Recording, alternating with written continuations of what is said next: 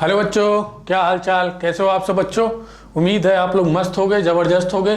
तो बच्चों आज का हमारा टॉपिक है स्टैचोमेट्री। स्टैचोमेट्री का केस 1 हमने पढ़ लिया है बच्चों, जिसमें क्या पढ़ा था हमने, सिंगल रिएक्टेंट बेस क्वेश्चन। ठीक है, आज हम पढ़ेंगे केस नंबर दूसरा, more than one reactant base question. ठीक है, तो आगे बढ़ते हैं बच्चों। More than one reactant base मतलब जिसमें हमारे पास क्या हो, एक से ज़्यादा रिएक्टेंट हो और वह मिलके एक से ज्यादा प्रोडक्ट बना रहे हो। जैसे यहाँ पे हमारे पास है ए और बी, दो रिएक्टेंट है, ये मिलके क्या बना रहे हैं, सी और डी, दो प्रोडक्ट बना रहे हैं। तो इस टाइप के क्वेश्चनों को करने के लिए बच्चों क्या तरीका है, ठीक है।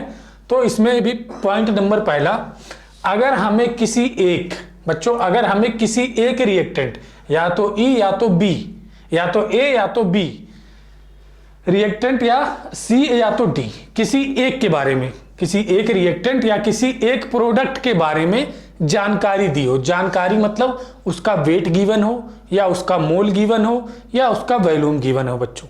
ठीक है, जानकारी के बारे में क्या है, या तो उसका मोल गिवन हो या तो उसका वेट गिवन हो या तो उसके नंबर ऑफ मॉलिक्यूल गिवन हो या वॉल्यूम गिवन हो।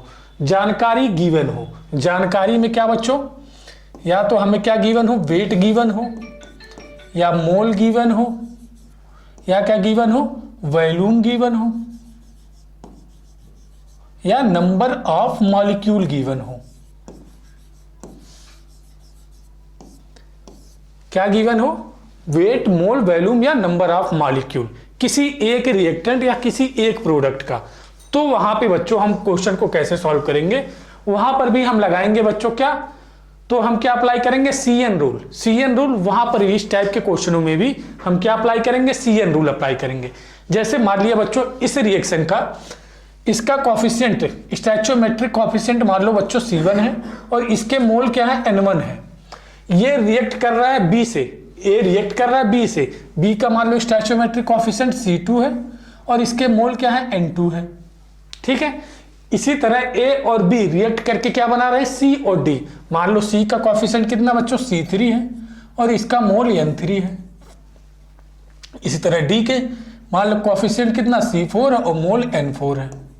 ठीक है, इसी तरह हमारे पास A के N1 मोल, B के N2 मोल रिएक्ट कर रहे हैं और C का N3 मोल बन रहा है और D का N4 मोल बन रहा है। लेकिन क्वेश्चन में क्या होगा बच्चों, हमें किसी एक के मोल के बारे में जानकारी दी जाएगी, किसी एक का मोल या उसी का वेट के बारे में, चाहे A का चाहे B का, दोनों में से किसी एक के बारे में जानकारी दी जाएगी, उसके मोल, वॉल्यूम, वेट, मॉलिक्यूल के बारे में जानकारी दी जाएगी। पहले टाइप का जो क्वेश्चन है केस नंबर 2 में। ठीक है, तो वहां पे हम इस टाइप के क्वेश्चनों में क्या है, सीधे सीधे अपना सीएन रूल लगा देंगे। सीएन रूल क्या कहता है, इसका कॉफिशिएंट बाई मोल बराबर होगा बी के कॉफिशिएंट बाई मोल के, बराबर होगा सी के कॉफिशिएंट बाई मोल के, बराबर होगा डी के कॉफिशिएंट बाई मोल के। ये क्या, CN rule, coefficient mole ratio rule कहता है। तो हमने क्या किया, इसका कॉफिशिएंट बाई मोल बराबर कर दिया बी के कॉफिशिएंट बाई मोल के, बराबर कर दिया सी के कॉफिशिएंट बाई मोल के, बराबर कर दिया डी के कॉफिशिएंट बाई मोल के। समझ में आया बच्चों। अब हम इसका एप्लीकेशन देखेंगे, देख लो इसको एक बार बच्चों। हमें किसी जो केस नंबर दूसरा, उसमें पहला जो पॉइंट है, पहला केस जो है, केस नंबर दूसरे में पहला पॉइंट जो है, हमें किसी एक ही, मोर देन वन रिएक्टेंट होंगे, मोर देन वन प्रोडक्ट होंगे, लेकिन हमें किसी एक के बारे में जानकारी दी जाएगी, चाहे एक रिएक्टेंट या एक प्रोडक्ट के बारे में जानकारी दी जाएगी। जानकारी किस चीज की, वेट की, मोल की, वॉल्यूम की। और प्रोडक्ट के बारे में हमसे पूछा जाएगा कि किसके कितने मोल बनेंगे, किसका कितना वेट बनेगा, किसका कितना वॉल्यूम होगा। ठीक है, अब इसका एप्लीकेशन देखते हैं, देख लो इसको एक बार ध्यान से, इसका एप्लीकेशन देखते हैं। तो बच्चों जैसे हमारा एग्जाम्पल है, एग्जाम्पल में क्या कह रहा है, इन द फॉलोइंग रिएक्शन, ये जो रिएक्शन है N2 3H2 और बना रहा है 2NH3 बना रहा है रिएक्शन। इफ 10 ग्राम H2, हमें क्या दिया है बच्चों, H2 का 10 ग्राम दिया है, इसका क्या दिया है, वेट, जानकारी हमें दे दी गई है, वेट, किसका वेट, H2 का वेट। रिएक्ट विथ N2, बच्चों N2 के बारे में कोई जानकारी नहीं दी है, न तो उसका मोल दिया न वेट दिया, कुछ नहीं दिया। ठीक है, रिएक्ट कर रहा है किससे, N2 से, बस बोल दिया है कि 10 ग्राम H2 रिएक्ट कर रहा है N2 से। What will be the volume of NH3 at STP। हमें इसका वॉल्यूम बताना है बच्चों, किस पे? STP पे। ये हमें कैलकुलेट करना है। ठीक है, क्या है हमारा, देखो केस अप्लाई हो रहा है कि नहीं, दो रिएक्टेंट है और किसी एक के बारे में जानकारी दी है हमें। ठीक है, तो यहां पे हम सीधे क्या लगा देंगे, coefficient by mole. Coefficient by mole किसके किसके बीच में? जिसका हमें कैलकुलेट करना है और जिसका हमें गिवन है, जो हमें जानकारी दी गई है उसका और जो हमें ज्ञात करना है उसके बीच में कोएफिशिएंट बाय मोल रेशियो लगा देंगे हम। ठीक है, तो लगाते हैं। तो यहां पे तो बच्चों हमें गिवन है क्या, मोल। क्या गिवन है, वेट गिवन है, सॉरी यहां क्या गिवन है, वेट गिवन है। तो इसको हम पहले कन्वर्ट कर लेंगे मोल में। तो weight divide by molecular wait. Molecular weight hydrogen के कितना बच्चों, 2, कितना आ गया, 5 मोल आ गया बच्चों, 5 मोल। ठीक है, तो हम क्या इसके बीच में कोएफिशिएंट मेथड लगा सकते हैं। अगर हमें किसी एक के बारे में जानकारी दी है तो हम जिसकी जानकारी दी है और जो हमें कैलकुलेट करना है उनके बीच में कोएफिशिएंट बाय मोल रेशियो लगा दो, यानी CN रूल लगा दो। तो इसका कोएफिशिएंट, अच्छा इसका हम मोल कैलकुलेट कर ले पहले। मोल अगर कैलकुलेट कर लेते हैं तो वॉल्यूम हमारे पास आ जाएगा, mole equal to volume by 22.4। STP लिखा हुआ, तो ये फार्मूला हम अप्लाई कर सकते हैं। तो इसके लिए हमें क्या कैलकुलेट करना पड़ेगा, मोल। तो इसका कोएफिशिएंट कितना बच्चों, यहां पे लगाओ CN रूल। इसका coefficient C1 by N1, C2 by N2। किसके किसके बीच में, जो गिवन है और जिसका कैलकुलेट करना है। इसका कोएफिशिएंट कितना है बच्चों, 3, और इसका मोल अभी हमने निकाला 5। इसका कोएफिशिएंट कितना है बच्चों, 2, और इसका मोल हमें कैलकुलेट करना है। इसका मोल हमें कैलकुलेट करना है। क्रॉस मल्टीप्लाई करें, कितना हो जाएगा, N इक्वल टू 5 दूनी 10, 10/3। ठीक है, अब हमारे पास बच्चों क्या आ गया, मोल आ गया। ठीक है, अब मोल ये हम लगा देंगे STP पे, फार्मूला वॉल्यूम आ जाएगा, वॉल्यूम डिवाइड बाय 22.4। देखो ये कैंसिल हो सकता है, 3 सत्ते 21, नहीं कैलकुलेट नहीं होगा। चलो क्रॉस मल्टीप्लाई करके वॉल्यूम निकालते हैं। क्रॉस मल्टीप्लाई किया तो ये कितना हो जाएगा हमारे पास, वॉल्यूम इक्वल टू आ जाएगा बच्चों 22.4 इंटू 10 डिवाइड बाई 3। ठीक है, डिवाइड बाई 3। ठीक है, यहां से हम कैलकुलेट कर लेंगे, हमारे पास क्या आ जाएगा, वॉल्यूम कितना हो जाएगा, ये 224 डिवाइड बाई 3। ठीक है, 224 डिवाइड बाई 3 कितना आ जाएगा, देखो 3 6 18, 3 7 21, एक बचा 14, 3 14 हो गया, 3 चौक 12, 3 चौके 12, 2 बचा, 3 छक्के 18। ठीक है, फिर 3 छक्के 18, लगभग 74.66 लीटर आ जाएगा बच्चों हमारे पास वॉल्यूम। किसका, अमोनिया का वॉल्यूम कितना आ जाएगा, 74.66 लीटर। ठीक है, देख लो इसको एक बार ध्यान से ऑब्जर्व कर लो।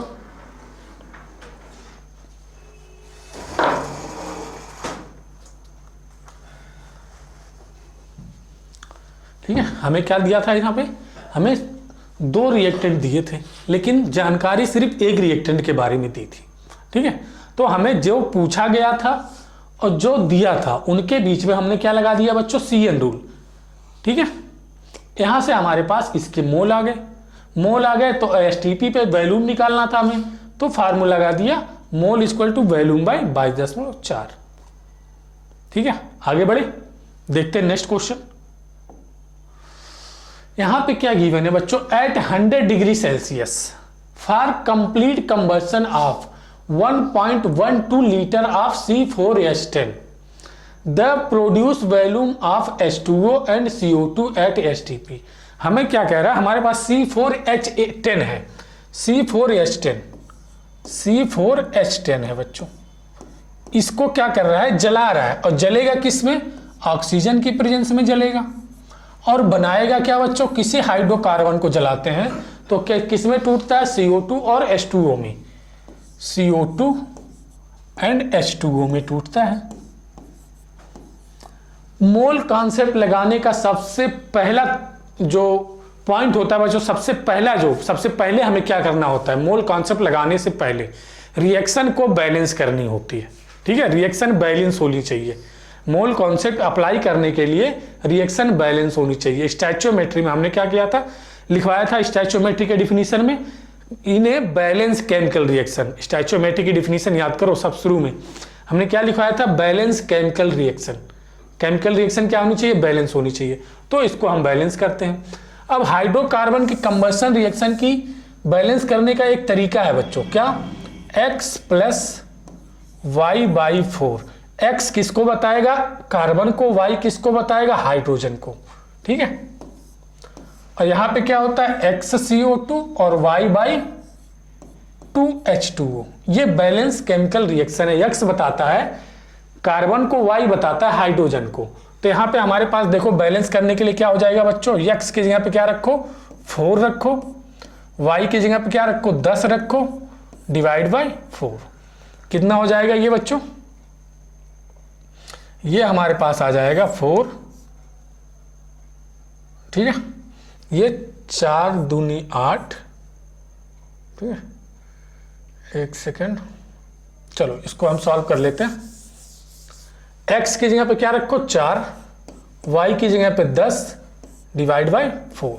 ठीक है, ये हो गया 4, 4 चौक के 16, 4 चौक के 16 प्लस 10, कितना हो गया, 26/4। ठीक है, तो ये हो जाएगा 2 दूनी 4 और 13 दूनी 26। ठीक है, 13/2। चलो करते हैं 13/2, कितना आ रहा है बच्चों, 13/2। तो x प्लस वाई बाई 4 कितना आ रहा है, 13/2। x की जगह पे क्या रखो, 4, x की जगह पे क्या रखो 4 और y की जगह पे क्या रखना है, 10, यानी है हो जाएगा 5। कितना हो जाएगा, 5H2O।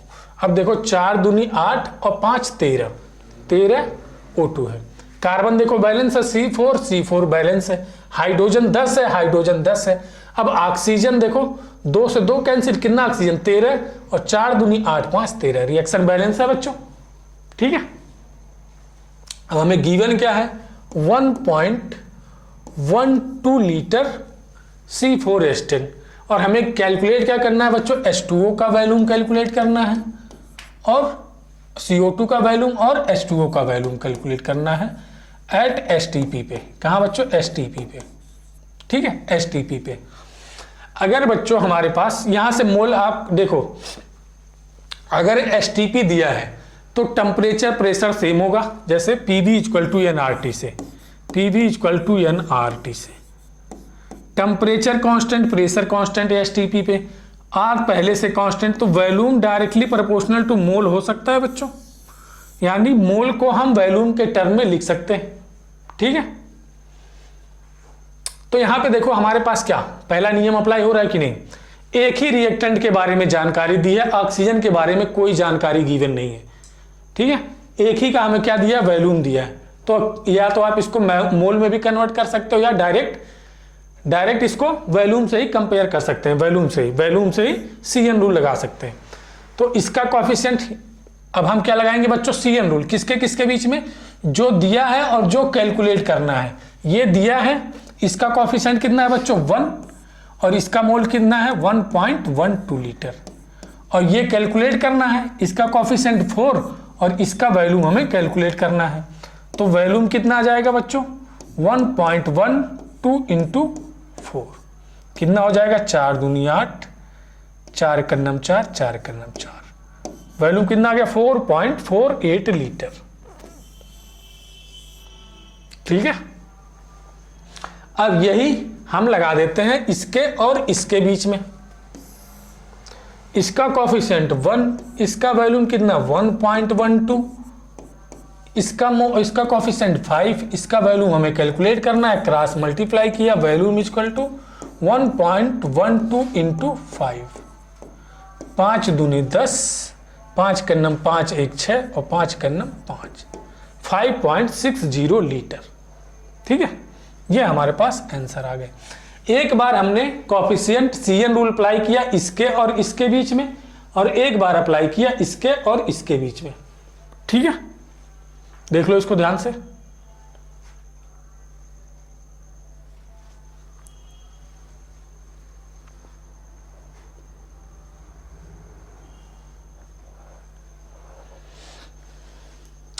दो रिएक्टेंट है लेकिन हमें जानकारी सिर्फ एक रिएक्टेंट की दी गई है। ठीक है, तो सीधे हम क्या लगा देंगे, कॉफिशिएंट रूल। ठीक है, किसके किसके बीच में, जो दिया है और जो निकालना है उनके बीच में कॉफिशिएंट मेथड लगा देंगे। आगे बढ़े, देखते हैं नेक्स्ट। अब देखो बच्चों, इसी में जो हमने पॉइंट नंबर 1 लिखाया था, अब पॉइंट नंबर दूसरा। ठीक है, पॉइंट नंबर दूसरा, अगर हमें दोनों रिएक्टेंट जो A और B थे, A और B, मान लो हमने रिएक्शन ऐसे लिखी थी, A + 2B, A + B = C + D। अगर हमें दोनों रिएक्टेंट A और B दोनों, या दोनों प्रोडक्ट C या D दोनों प्रोडक्ट के बारे में जानकारी गिवन है, तो दोनों प्रोडक्ट के बारे में जानकारी गिवन है तो हम सबसे पहले लिमिटिंग रिएजेंट निकालेंगे।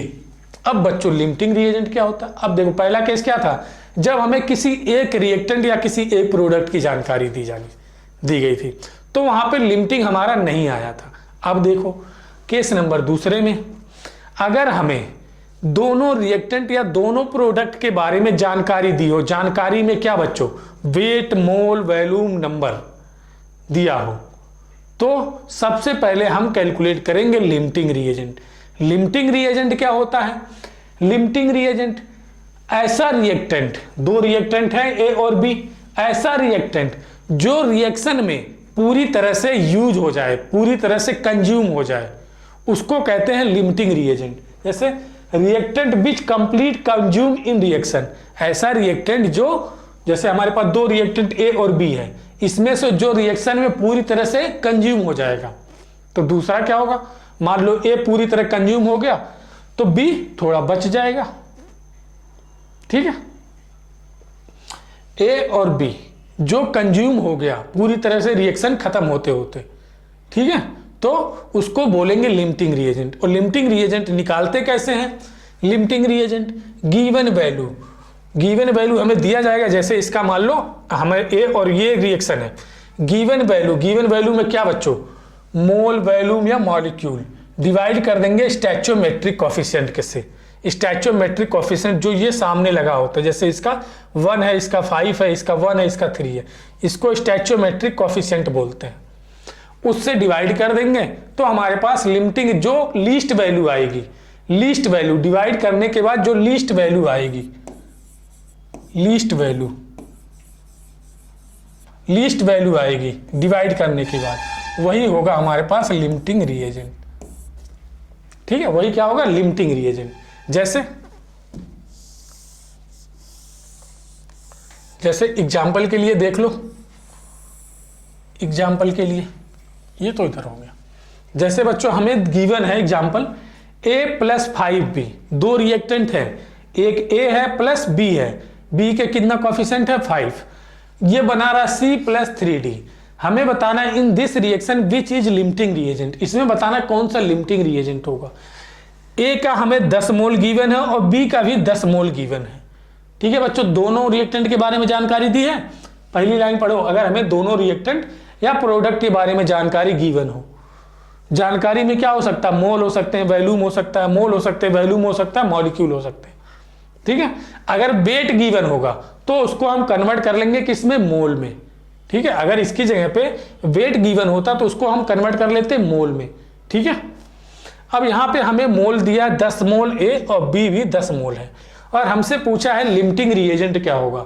तो बच्चों लिमिटिंग रिएजेंट निकालने के लिए गिवन वैल्यू, हमें मोल गिवन है, डिवाइड करेंगे स्टैचोमेट्रिक कोफिशिएंट से, और जो लीस्ट वैल्यू आएगी वही लिमिटिंग रिएजेंट होगा। मोल 10 डिवाइड करेंगे स्टैचोमेट्रिक कोफिशिएंट कितना है, यहाँ पे 1 है 1 से। अब इसका मोल कितना 10 है, इसका स्टैचोमेट्रिक कोफिशिएंट कितना है बच्चों 5 है, ये कितना आ गया 2, ये कितना आएगा 10 ही आएगा। अब इसमें जो कम होगा लीस्ट वैल्यू किसको बताएगा? लिमिटिंग रिएजेंट को। लीस्ट वैल्यू 2 और 10 में कौन कम है? 2। तो ये क्या हो जाएगा हमारे पास बच्चों? लिमिटिंग रिएजेंट हो जाएगा। क्या हो जाएगा? ये लिमिटिंग रिएजेंट हो जाएगा। आ गया समझ में लिमिटिंग रिएजेंट कैसे निकालते हैं? दूसरा एग्जांपल देखो, A+2B बना रहा है C+2D और हमारे पास A के 3 मोल हैं और B के 9 मोल हैं। In this reaction which is limiting reagent? Limiting reagent निकालने के लिए बच्चों जो दिया है, जो मोल दिए हैं या वैल्यूम दिया या मॉलिक्यूल दिए हैं, उसमें डिवाइड करेंगे कॉफिशिएंट से। इसका कॉफिशिएंट 1 है, इसका कॉफिशिएंट 2 है। जब कुछ नहीं दिया जाता तो 1 मानते हैं। तो डिवाइड करो 3 डिवाइड बाई 1, 9 डिवाइड बाई 2, कितना आ गया बच्चों? ये 4.5 आएगा और ये आएगा 3। अब इसमें लीस्ट वैल्यू कौन सी है? 3 और 4.5 में 3 हो गया लीस्ट वैल्यू, तो ये हमारा क्या हो जाएगा बच्चों? Limiting reagent. ठीक है, ये मोल देख के आपको नहीं बताना है कि कौन सा लिमिटिंग होगा, उस मोल में डिवाइड करेंगे कॉफिशिएंट से, तब जो वैल्यू कम आएगी वह होता है लिमिटिंग रिएजेंट। ठीक है, आप ये वैल्यू देख के मत बताना। ठीक है, समझ में आया? देख लो इसको एक बार ध्यान से।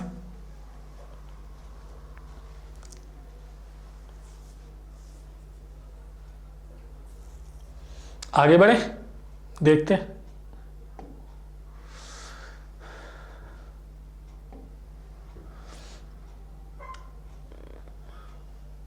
देखो बच्चों क्या कह रहा है क्वेश्चन में, फॉर ए रिएक्शन हमें गिवन है A+2B equal to C, equal to क्या? C बना रहा है। A और B रिएक्ट करके क्या बना रहे हैं? C बना रहे हैं। The amount of product formed by starting the reaction with 5 mole A and 8 mole B। हमारे पास क्या है बच्चों? A+2B रिएक्ट करके बना रहा है C। अब हमारे पास स्टार्टिंग में क्या है? 5 मोल A है, 5 मोल A है और 8 मोल B है, 8 मोल B है बच्चों। हमने क्या बोला बच्चों केस 2 में कि अगर हमें दोनों रिएक्टेंट या दोनों प्रोडक्ट के बारे में जानकारी दी हो तो सबसे पहले हम क्या निकालेंगे? Limiting reagent. सबसे पहले क्या निकालेंगे? Limiting reagent. और लिमिटिंग रिएजेंट निकालने का तरीका हमने आपको बताया। क्या? जो मोल गिवन है उसमें कॉफिशिएंट से डिवाइड करो। तो 5 मोल इसके हैं तो 5 डिवाइड बाई, चलो थोड़ा दूर दूर लिख लेते हैं, समझ में आया आपको? ठीक है, A+2B इक्वल टू C। कितना मोल है? ये 5 मोल और ये कितना था बच्चों? 8 मोल। ठीक है, 8 मोल। अब हमें निकालना बच्चों दोनों रिएक्टेंट के बारे में जानकारी गिवन है। अब हमें सबसे पहले क्या निकालना पड़ेगा? Limiting reagent. 5 mole 5 divide by 1 मोल में स्टैचोमेट्रिक से डिवाइड करेंगे तो आएगा लिमिटिंग। 8 मोल है, इसका स्टैचोमेट्रिक 2 है, ये कितना आया बच्चों? 4 और ये कितना आया? 5। अब इसमें जो कम होगा वही हमारा लिमिटिंग होगा। ये 5 और ये 4 है तो ये लिमिटिंग रिएजेंट हो गया। अब देखो, अब जो हमें कैलकुलेट करना है, हमें कैलकुलेट क्या करना है? प्रोडक्ट C कितना बना ये हमें कैलकुलेट करना। अमाउंट यानी इसका मोल कैलकुलेट करना, इसका मोल। ठीक है, इसका मोल कैलकुलेट करना हमें बच्चों। तो अब हम क्या करेंगे आगे? जब लिमिटिंग निकालने के बाद, अब बच्चों जब ये लिमिटिंग हो गया तो ये हमारा एक्सेस हो जाएगा। ठीक है, ये हो गया लिमिटिंग। अब क्या करेंगे? लिमिटिंग और जो हमें कैलकुलेट करना है उनके बीच में कॉफिशिएंट यानी CN रूल लगा देते हैं। इसके और इसके बीच में, लिमिटिंग और जो हमें कैलकुलेट करना है उनके बीच में CN रूल लगा देते हैं। ठीक है, ये है लिमिटिंग। तो लिमिटिंग का कॉफिशिएंट कितना है बच्चों? 2 और इसके मोल कितने हैं? 8। इसका मोल हमें कैलकुलेट करना है, इसका कॉफिशिएंट कितना है? 1। ये 2 चौक के 8 यानी कितना आ गया बच्चों? 4। तो हमारे पास C के कितने मोल बनेंगे बच्चों? 4 मोल। C के कितने मोल बनेंगे? 4 मोल। और हमारा लिमिटिंग रिएजेंट कौन सा हो जाएगा, बी। अब जब ये लिमिटिंग हो गया मतलब ये रिएक्शन में पूरा का पूरा कंज्यूम हो जाएगा, ये लिमिटिंग हो गया। तो दूसरा क्या हो जाता है, एक्सेस। एक्सेस मतलब क्या होता है बच्चों, ज्यादा, मतलब ये कुछ ना कुछ बच जाएगा। ठीक है, अभी हम आपको इसको कितना बचा ये कैसे निकालते हैं इसका भी तरीका बताएंगे कि ये कितना बचेगा और ये कितना बनेगा। ये तो लिमिटिंग है, पूरा का पूरा खत्म हो जाएगा। अब हमें बताना अगर होता है ए कितना बनेगा और ए कितना बचेगा, और सी तो हमने पता कर लिया कितना बनेगा।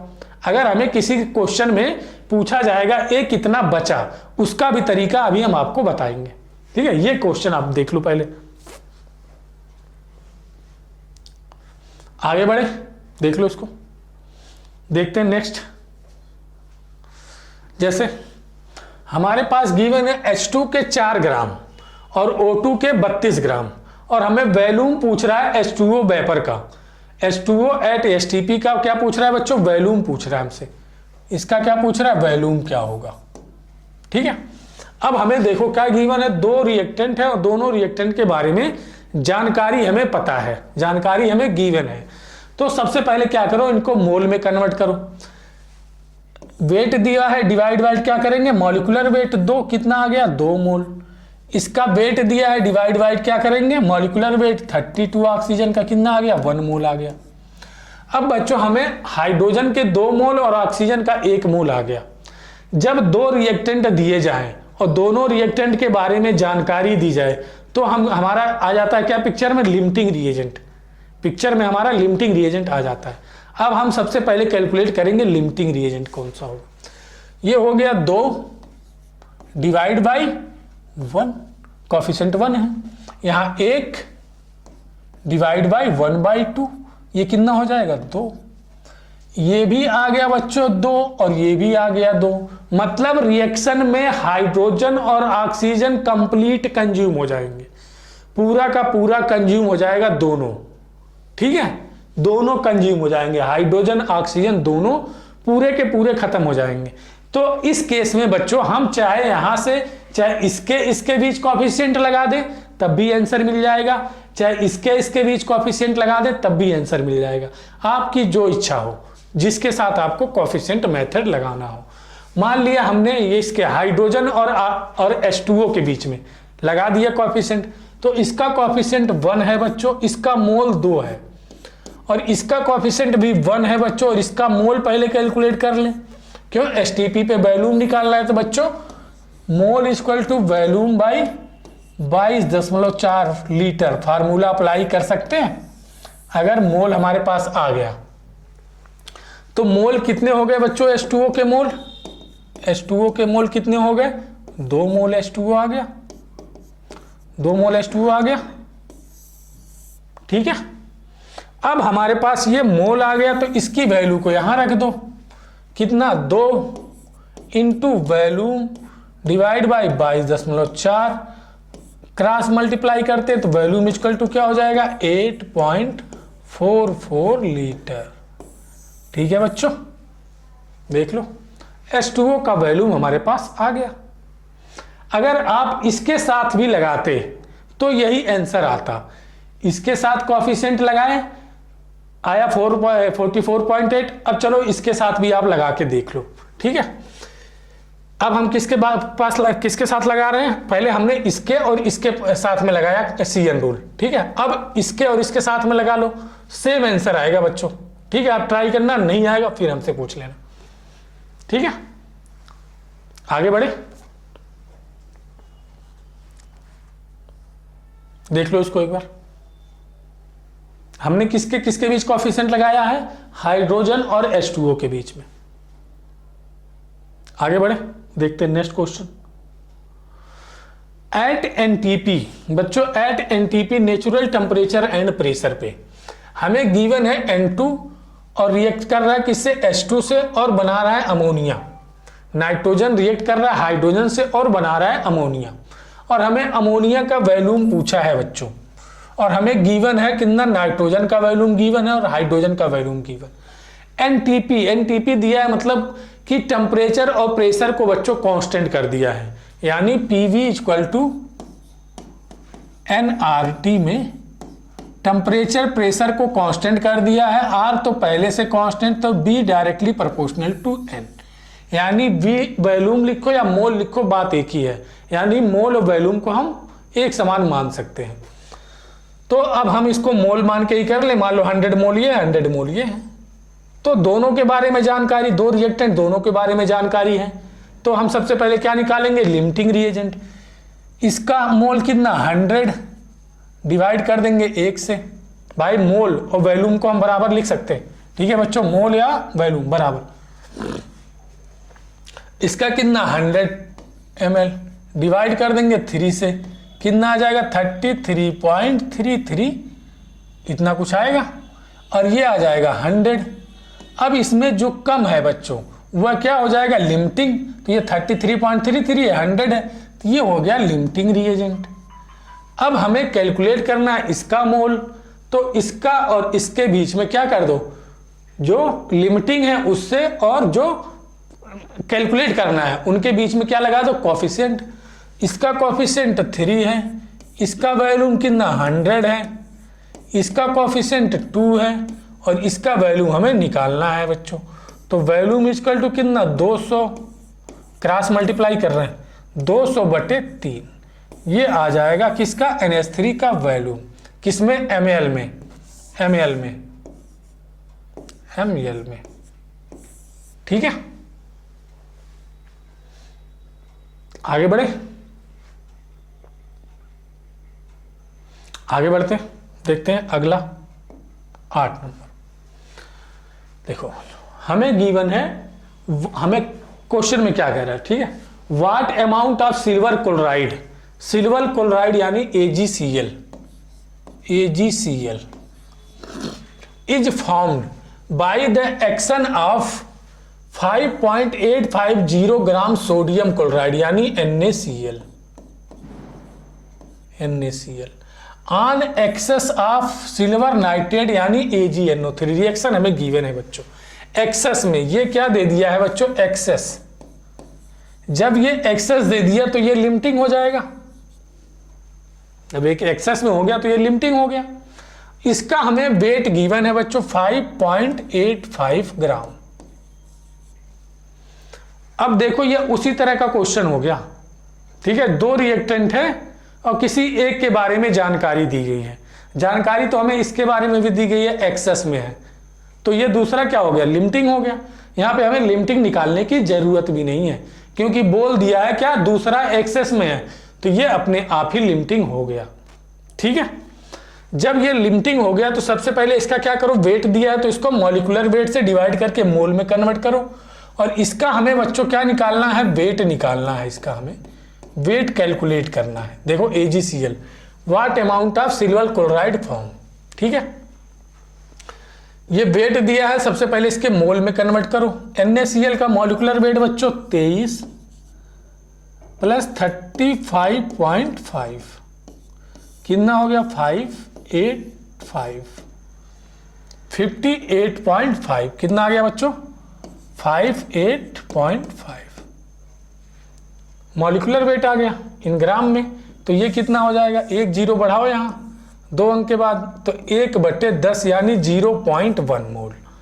कितना आ गया, 0.1 मोल, 0.1 मोल आ गया। अब क्या करो, अब इसके और इसके जो कैलकुलेट करना है उनके बीच में क्या, कोफिशिएंट मेथड लगा दो। इसका कोफिशिएंट कितना है 1, इसका मोल कितना आया 0.1, इसका कोफिशिएंट कितना है 1, इसके मोल कैलकुलेट कर लो बच्चों, मोल कितना आ गया 0.1 मोल आ गया। तो वेट कैलकुलेट कर सकते हैं, mole equal to weight by molecular weight. Mole कितना आया 0.1 वेट। अब इसका मॉलिक्यूलर वेट सिल्वर कितना 108 + 35.5 108 + 35.5 ये हो गया 5 8 5 13 के 3 3 और 1 4 और 1 1, ठीक है। कितना हो गया बच्चों, ये 143.5 वेट कितना हो जाएगा, एक इसका क्रॉस मल्टीप्लाई करें, वेट कितना हो जाएगा 14.35 ग्राम आ जाएगा बच्चों। कितना बनेगा सिल्वर क्लोराइड बच्चों? 14.35 ग्राम। ठीक है, और मोल पूछा था, अगर यहां पे हमें मोल पूछता तो कितना मोल बनता? 0.1 मोल। ठीक है, यहां पे हमने मोल भी कैलकुलेट कर लिया। ठीक है, ये क्या हो गया? एक्सेस वाला केस हो गया। इसको देखो, फिर आगे बढ़ते हैं।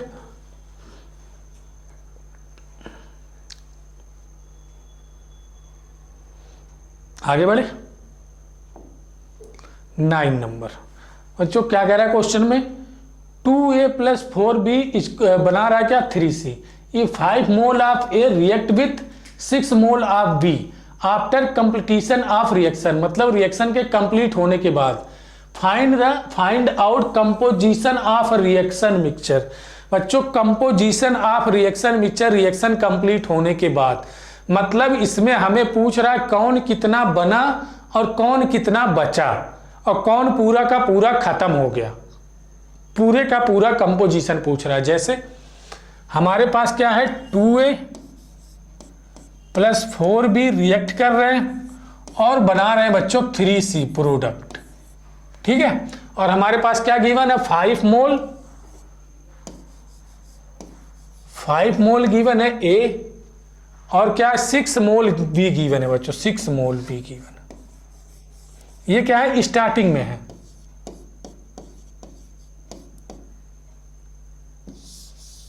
यानी इनिशियल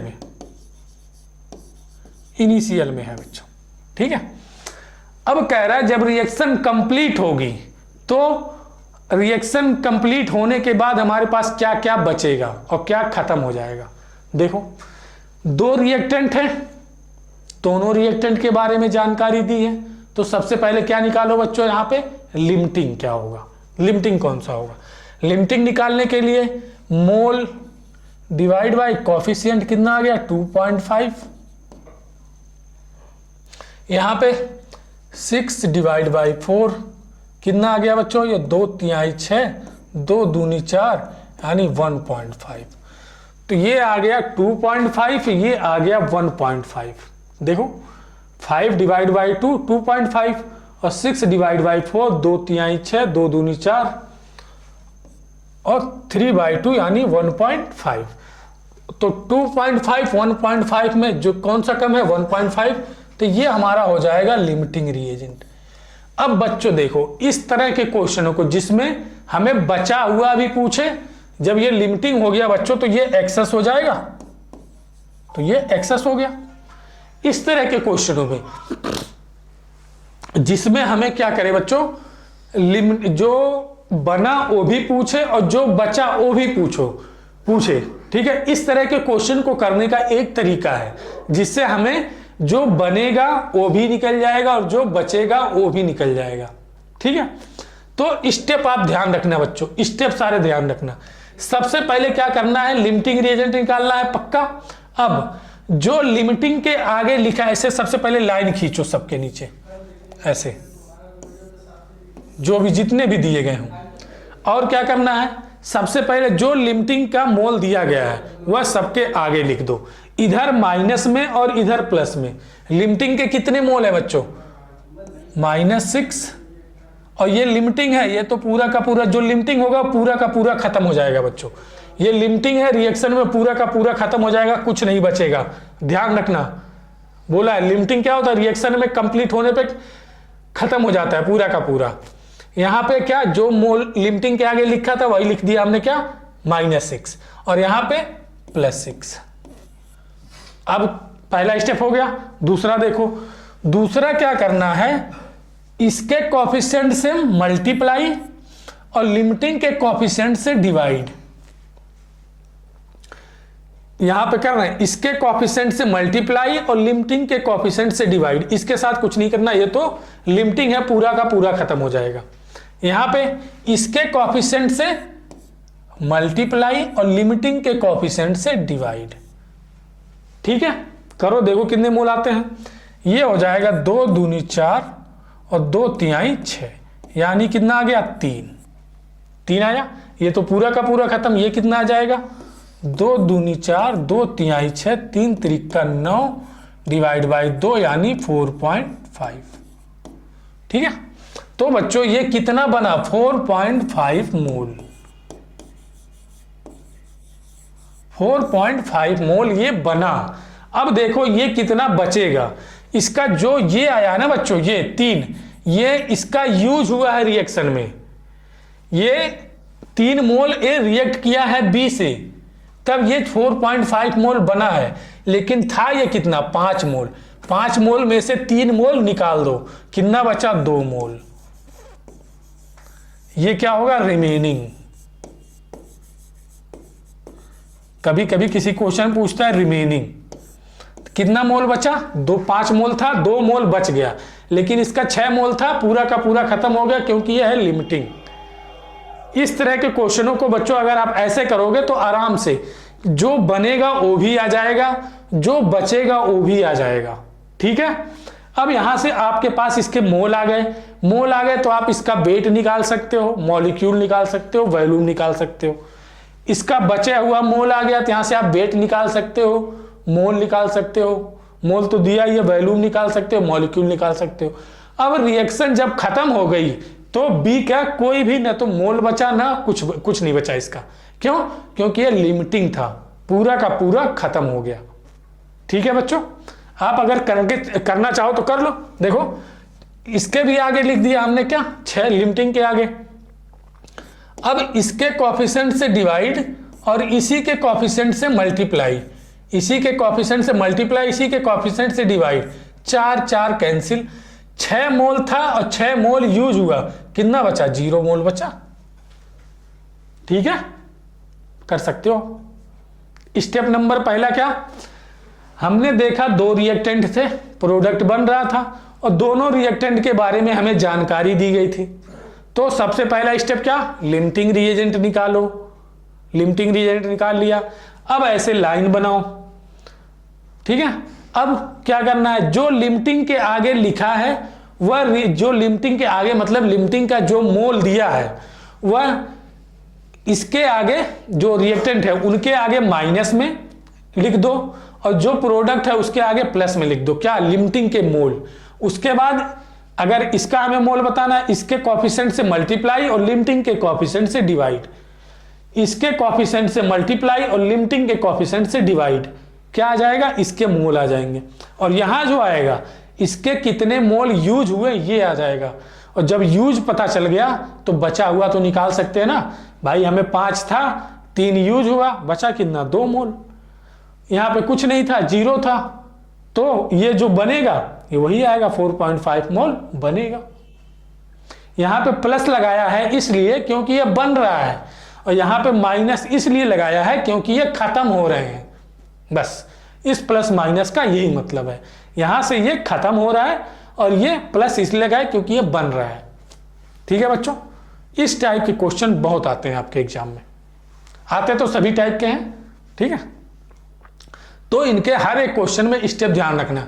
जब भी आपको बचा हुआ पूछे तो आप यही तरीका यूज करोगे, और जब भी आप बना पूछे या बचा ना पूछे तो आप कोएफिशिएंट बाय मोल लगा देना, बस सीधे सीधे हमारा आंसर आ जाएगा। ठीक है,